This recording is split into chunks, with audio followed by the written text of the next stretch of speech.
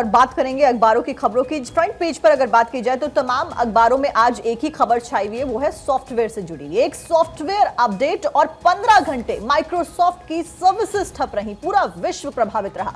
दुनिया भर में 1400 फ्लाइट्स कैंसिल हुई टोटल, और बैंक स्टॉक मार्केट पर भी इसका असर देखने को मिला। ब्रिटेन में टीवी चैनल्स का प्रसारण रुक गया, और इसके साथ साथ में एंटीवायरस अपडेट ने एयरलाइन से यहां पर शॉपिंग मार्केट तक ठप हो गई। और अगर हेडलाइंस की बात की जाए तो अमर उजाला मेरे पास, इसमें हेडलाइन दी गई कि माइक्रोसॉफ्ट का सर्वर ठप हो गया, हजारों उड़ानें थम गई और ऑनलाइन सेवाओं पर भी असर पड़ा। कल आपको याद होगा कि करीबन 1:30 बजे के करीब ये खबर आती है, और उस वक्त कई सारी आईटी कंपनीज के ऊपर इसका असर पड़ा। कई सारे जो एम्प्लॉयज थे उनको दिक्कतों का सामना झेलना पड़ा, काम रुक गया, फ्लाइट्स कैंसिल हो गई, जो एयरपोर्ट था वहां पर अफरा तफरी का माहौल देखने को मिला। दिल्ली की अगर बात की जाए तो इंडियन फ्लाइट्स की अगर हम डेटा बताएं तो 50 के आसपास इंडियन फ्लाइट्स कैंसिल हुई। अमेरिका में सबसे ज्यादा फ्लाइट्स कैंसिल हुई, 500 के आसपास।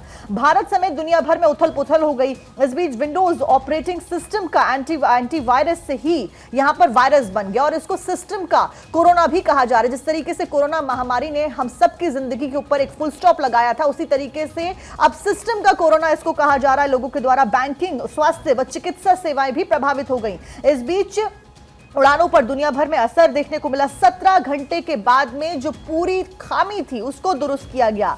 सर्वाधिक जो एयरलाइन प्रभावित रही वो अमेरिका में रही। केंद्रीय मंत्री बोले हैं कि हमारे बैंक और बाजार प्रभावित नहीं हुए, क्योंकि इंडिया में इसका इतना इंपैक्ट देखने को नहीं मिला जितना अमेरिका और दूसरे देशों में देखने को मिला।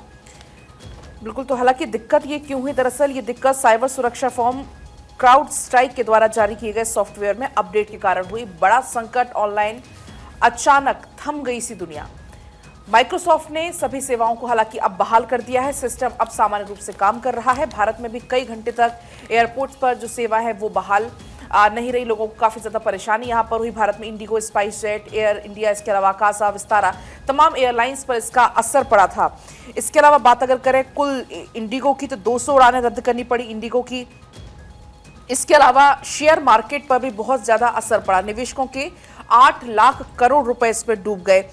तकनीकी व्यवधान की वजह से वैश्विक बाजारों में बिकवाली में रुझान और घरेलू स्तर पर 4 दिन की जो रिकॉर्ड तेजी हुई थी वो कुछ ही मिनट्स में पूरी धराशायी हो गई, और करीब 8 लाख करोड़ रुपए निवेशकों के डूब गए हैं। मानक सूचकांक सेंसेक्स 739 अंक नीचे गिर गए। निफ्टी को भी काफी ज्यादा इसमें नुकसान हुआ है। हालांकि उनकी तरफ से आईटी मंत्री की तरफ से कहा भी गया, अश्विनी वैष्णव की तरफ से, कि लगातार हमारा संपर्क बना हुआ था, हम इसको लेकर बातचीत कर रहे थे और जल्दी इसको बहाल कर लिया जाएगा। 17 घंटे के बाद इसको बहाल भी कर लिया गया, लेकिन तब तक मानो जैसे दुनिया ठप सी हो गई हो।